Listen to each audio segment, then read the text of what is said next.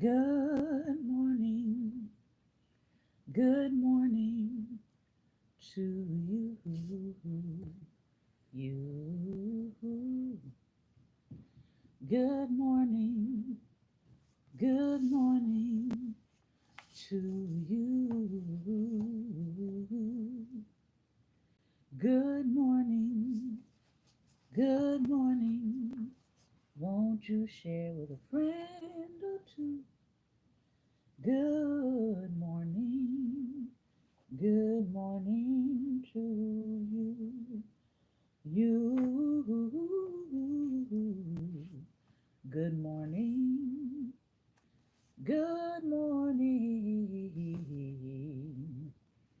to you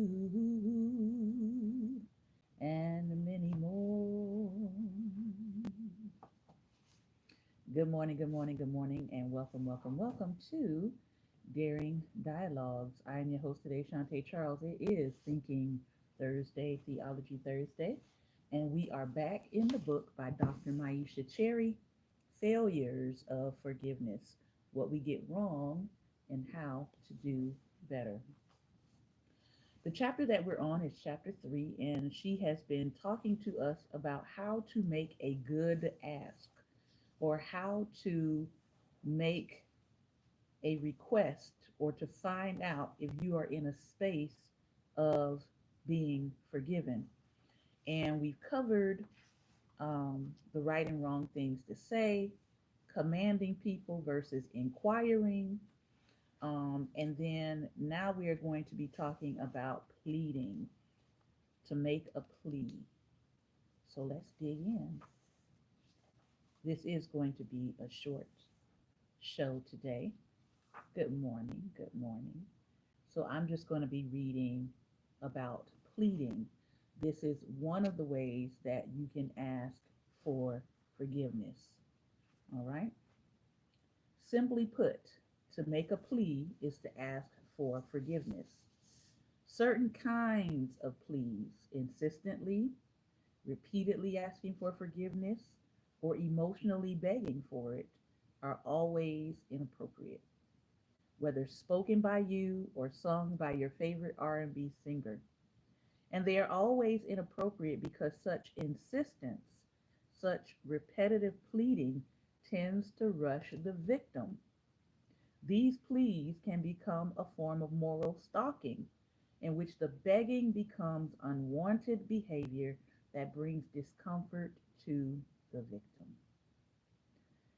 That's a very interesting term, isn't it? Moral stalking.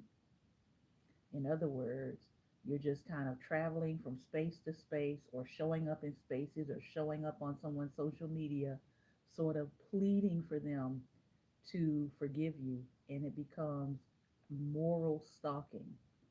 I'm gonna have to put that in one of the parts of my brain up here when I see it happen because it does happen. They can also become emotional blackmail. They can also become emotional blackmail. All right, someone here is saying they can't hear me. Can you all hear me now? Can you hear me now? Hopefully. I did turn up my volume. All right. Uh-oh. Sorry, went down the way. All right, can you hear me now? Okay.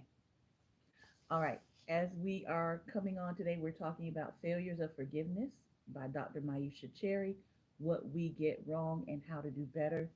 And we're looking at the subject of pleading, which is a type of asking for forgiveness. All right. And the author is talking about um, moral stalking, in which a person goes around begging to be forgiven. They're not really giving the person enough time and space to process whatever it is that has happened. And good morning to all. They're not really giving time and space for that person to process what has happened, but they're just demanding to be forgiven. Okay. They can also become emotional blackmail when the wrongdoer proposes to stop begging only if the victim forgives them. Of course, all of this is manipulative and intrusive and fails to respect the victim's privacy and agency. But pleas can also take the form of a polite invitation to forgive. In the 1995 movie Dead Man Walking, convicted murderer Matthew Poncelet, who was played by Sean Penn, makes such an invitation. As he utters his last words moments before the state executes him, Poncelet looks at his victims' families and with a trembling voice says, Mr. Delacroix, I don't want to leave this world with any hate in my heart. I ask your forgiveness for what I done. It was a terrible thing I done in taking your son away from you. Poncelet does not wait for a response. Instead, he proceeds to speak to other family members. His tone, as well as the context of his request, helps us to see his request as a polite invitation to forgive. And good morning to those of you who are coming in. The appropriateness of such invitations will depend on whether certain conditions have been met.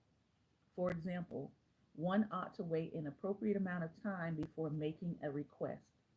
To take an extreme case, inviting a widow to forgive her murderer the day after the murder is inappropriate. But yet people do it to black women all the time.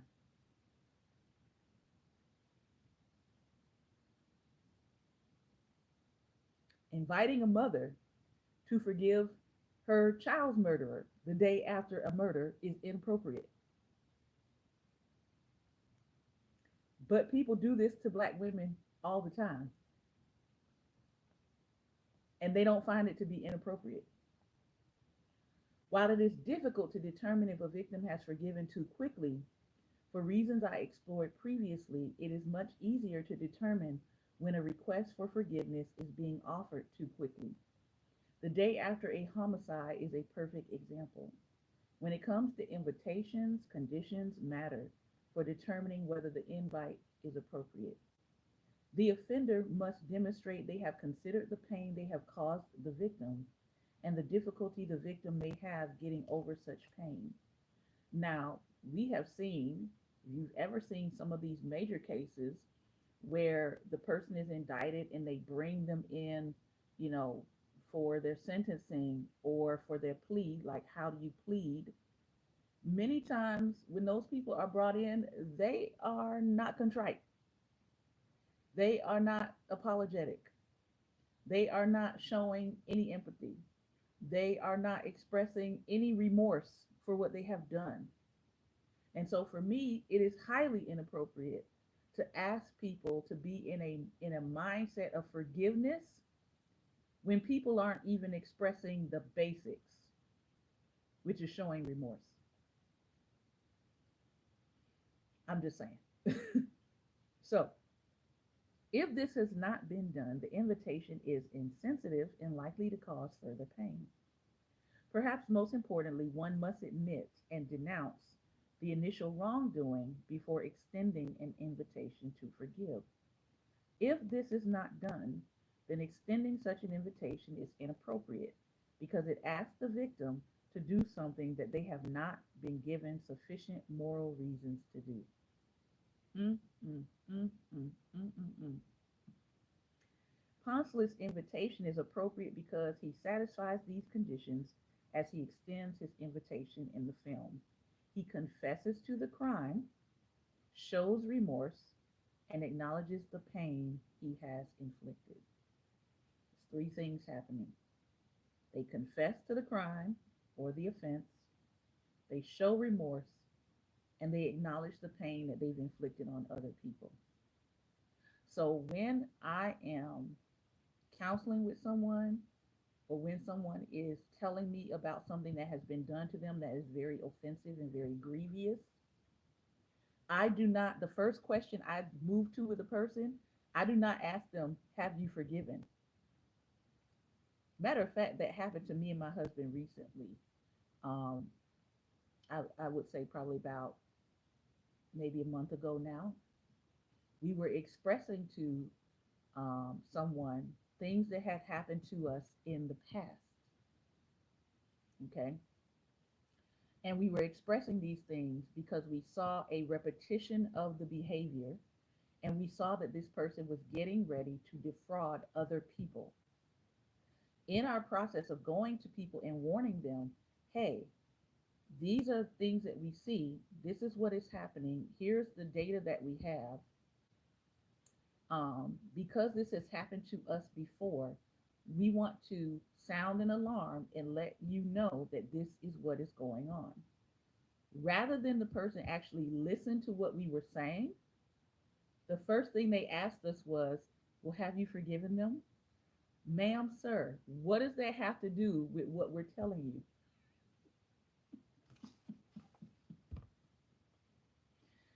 And the better question would be, if this person is repeating the behavior, they're not remorseful, why are you asking me they have if I've forgiven them? They have not shown any remorse. They have not apologized. They have not admitted any wrong. They haven't met any conditions for me to be offering up forgiveness. And bigger than that, they're about to defraud someone else. So, can we head off the defrauding that's about to take place? We'll come back to whether or not forgiveness is the question. But right now, we need to deal with the fraud that's about to take place. But I just thought that was very interesting, because there's this tendency for us that when we hear something, that something has happened to someone, there's this tendency to just want to jump to the end. The end is forgiveness or reconciliation, right? Or restoration. But what about the part in between? And I cannot stress this enough. Stop trying to move people to an end and skip past whatever process they need to go to in order to find closure for themselves, reconciliation, healing, whatever that process is that needs to happen in between. All right. So he satisfied those conditions by confessing to his crime, showing remorse, and acknowledging the pain that has been inflicted. So someone asked the question, how do you forgive? In order for there to be some forgiveness had, right? Has the person acknowledged what they've done? That's the first step. Have they acknowledged what they've done? Have they shown any remorse to you about what they've done? Have they acknowledged that they've caused some kind of pain? Some people's life will never be the same based on whatever the offense was. Like for me, I can't go back to the life I had before that person did what they did. I can't. That life is over and done with. And it took me 10 years to rebuild my life better, thankfully.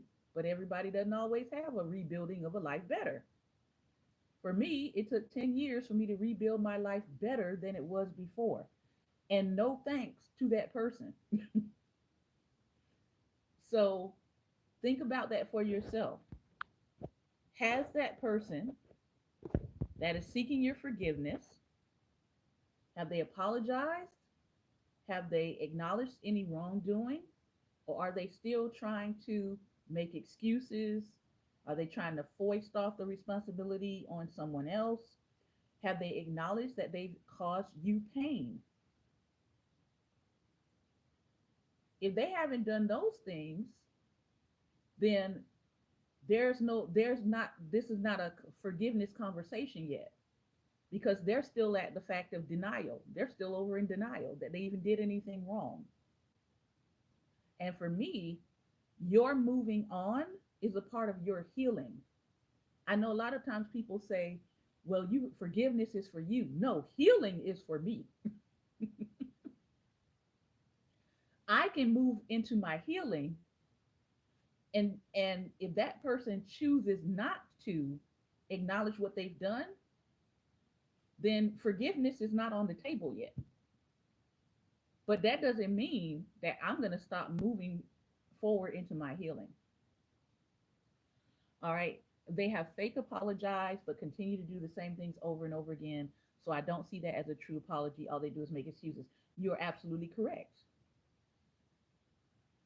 You're absolutely correct. And so when that person is ready to make a change in their actions and behavior, then you can maybe talk about forgiveness. But I do recommend this book because she actually goes into that. Okay. Shouldn't we forgive people in order to move on and heal? What is forgiving them have to do with you moving on in order to heal? I think we confuse our process of healing with forgiving people. They're two different processes. Because again, in order for me to forgive you for something, you have to actually first acknowledge that you've done something wrong, right? I can't forgive you for something that you don't even think you've done wrong. If you have not made an acknowledgement of wrongdoing, how can I forgive you for wrongdoing? Does that make sense? But it doesn't mean that. Not forgiving people means you'll keep resentment in your heart. I don't have resentment for that person. I've moved on with my life. I can move on with my life and acknowledge that this person is still in their old self that has nothing to do with me. They haven't changed. They haven't moved forward. They're still lying to people. They're still deceiving people. Now, if I've seen them get ready to lie and deceive someone, I can say, listen, this is what this person did in the past. I have moved on with my life. I've grown from that point, but I want to make you aware that they're doing the same things. So you might want to adjust your behavior because they're doing the same thing. You understand what I'm saying? So them choosing to stay the same doesn't mean that you have to stay the same because of what they did. And I think people get locked up in I have to make this person reconcile with me before I can move on with my life. And you really do not. You don't. You do the work on your heart and you say, I know what I learned. What did I learn from this incident? What did I learn from this experience? How can I take that with me, the lessons that I've learned, without making other people pay for the pain that I felt with that person? How do you get rid of that resentment then? How do you let go of certain thoughts? For some people, it can take years. For some people, it can take days. It depends on you and how you hold on to things. And it depends on what the offense was. So there's a couple of conditions in there, but I do recommend therapeutic processes. I do recommend if you have some deep seated things, some people call them those unforgivable things, where someone has violated your body or they violated your trust. Because here's another thing, what about the people that die and you have never gotten a chance to talk to them again? You've never gotten a chance to confront what it is that they did. Are you going to, is your heart still chained to that person even in death? Because that means you can't move on. So we have to rethink. I think we have to rethink how we see forgiveness, which is what she's covering in this book. How are we looking at forgiveness? Forgiveness for me is not a tether. It's not a tether. I can move on. I can recognize the lessons that I've learned. I can say, how do I want to move forward in my future relationships? What is going to be deal breakers for me?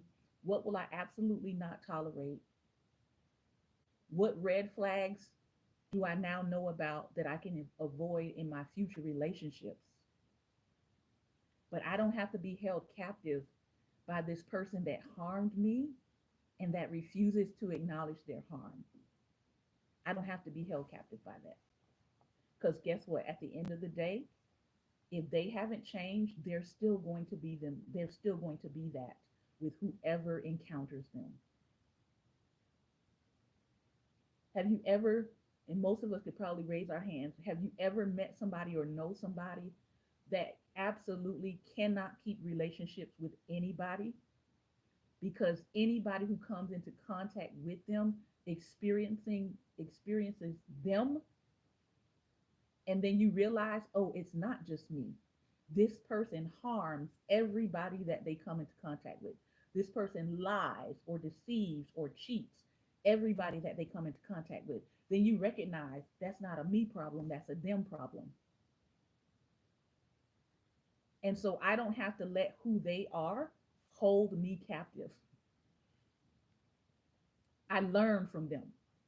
They were the lesson for me, and I can move on with my life. All right. One of the things she says here, one reason invitations with unmet conditions are inappropriate is that they are too self directed. They focus on the needs and wants of the requesting offender rather than the needs and wants of the victim. In an apology, the wrongdoer brings an offering to the victim and backs away. If forgiveness follows, that is a good thing. If not, bringing the offering was still the right thing to do. However, invitations for forgiveness without conditions having been met are different. The requester does not bring anything to the victim but the request itself, and the requester is likely to expect that the victim will give them an offering forgiveness. In such cases, an invitation to forgive may aim for a superficial repair, a kind of repair that does not address wrongdoing or healing for the victim or restoration of relationships. Rather, it only provides the appearance of repair or temporary repair. By offering such an invitation, wrongdoers may be seeking cognitive and emotional relief strictly for themselves rather than for the victim. Okay? So you have some people that will ask you for forgiveness, but it's just to relieve their conscience.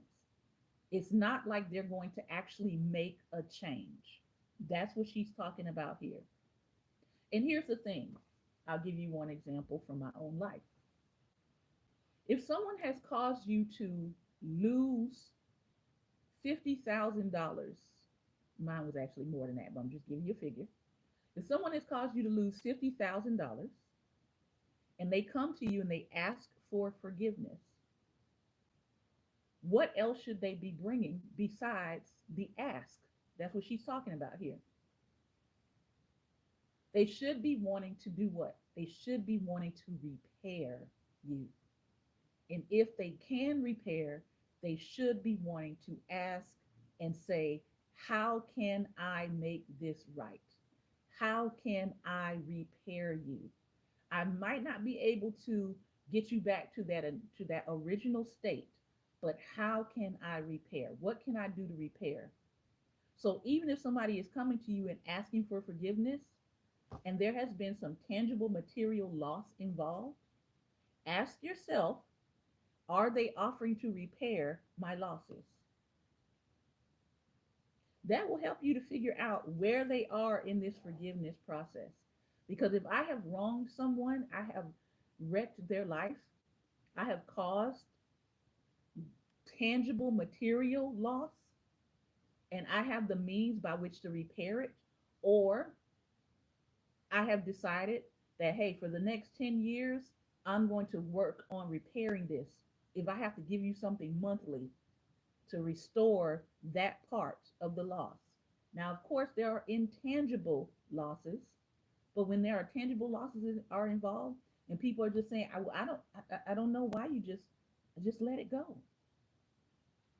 Why would I do that when you have the ability to at least make the offer of repair? Some people are not even making the offer of repair, and they know that it has cost you. It's cost your family. It's cost you time.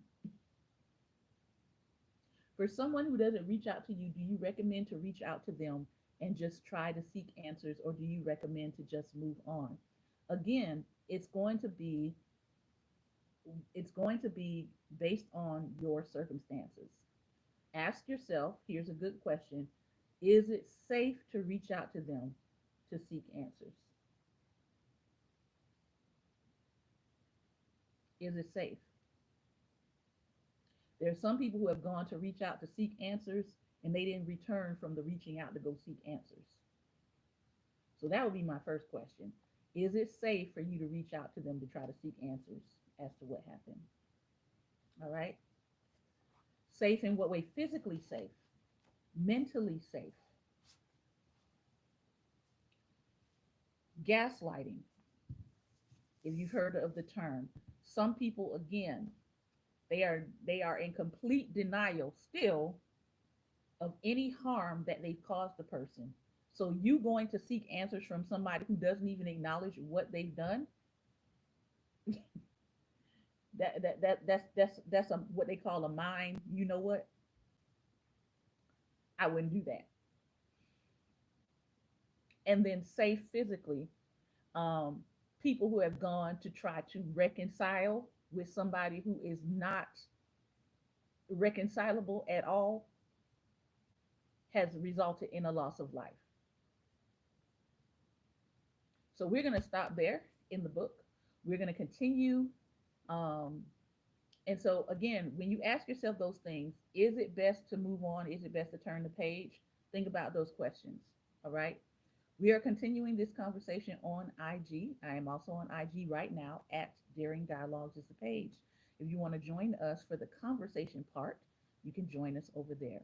Again, thank you for your time and attention. Remember, light is the most daring opposition to darkness. So continue to go out and be light. Take care. Very good questions from YouTube.